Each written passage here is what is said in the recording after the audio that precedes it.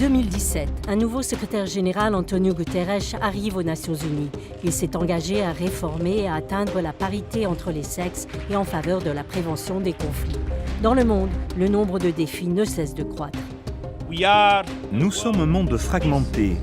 Nous devons être un monde en paix. La plus importante crise de réfugiés au monde a pris de l'ampleur au Myanmar. Poussés par la violence et les abus des droits de l'homme, plus de 600 000 Rohingyas apatrides ont fui au Bangladesh où les infrastructures fragiles sont saturées. L'ONU a intensifié son aide d'urgence et a appelé le Myanmar à mettre fin aux opérations militaires contre les Rohingyas. Personne ne gagne les guerres d'aujourd'hui. Au Yémen, le conflit a mené 8,5 millions de personnes au bord de la plus grande famine des temps modernes. Les systèmes d'eau et d'assainissement sont presque détruits par les attaques ciblées, provoquant une épidémie mortelle de choléra. L'ONU a envoyé des fournitures d'urgence et a exhorté toutes les parties à ne pas priver les civils de l'aide humanitaire.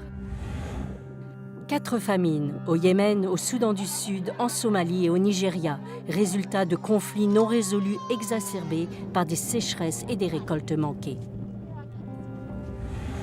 Lors d'une attaque contre une mission de maintien de la paix de l'ONU, la plus meurtrière depuis des décennies, 14 soldats de la paix tanzaniens ont perdu la vie en République démocratique du Congo.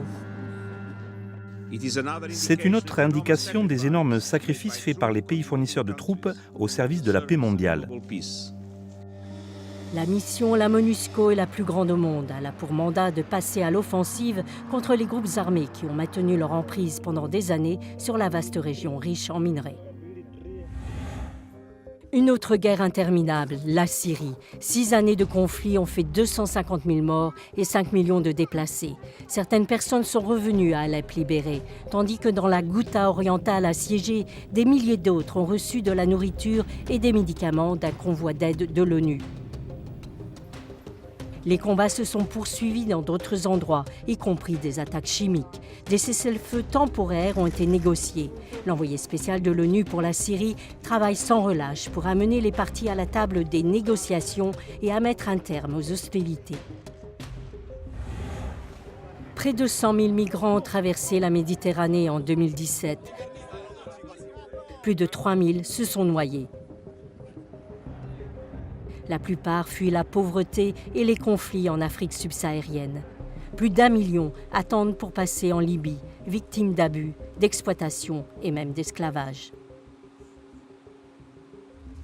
Les propositions de réforme du nouveau secrétaire général de l'ONU font primer les gens sur la bureaucratie.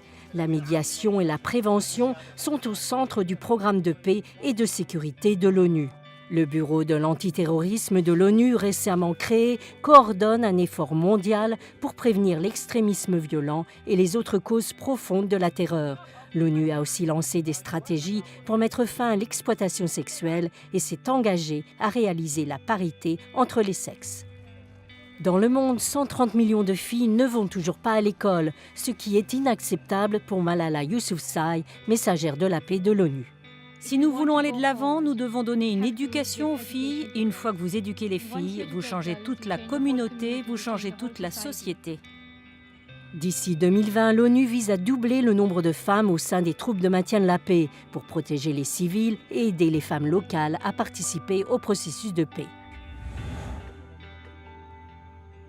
En Colombie, la mission des Nations Unies a vérifié le processus de désarmement des derniers ex-combattants des FARC, ouvrant ainsi la voie à la paix dans le pays.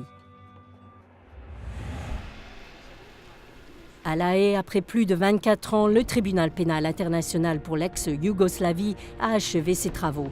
Il a été le premier tribunal des crimes de guerre établi par l'ONU. Il a traduit en justice plus de 160 inculpés. Dans le cadre d'une des dernières grandes affaires, l'ancien commandant des Serbes de Bosnie, Ratko Mladic, a été condamné à la prison à vie pour génocide et crimes contre l'humanité.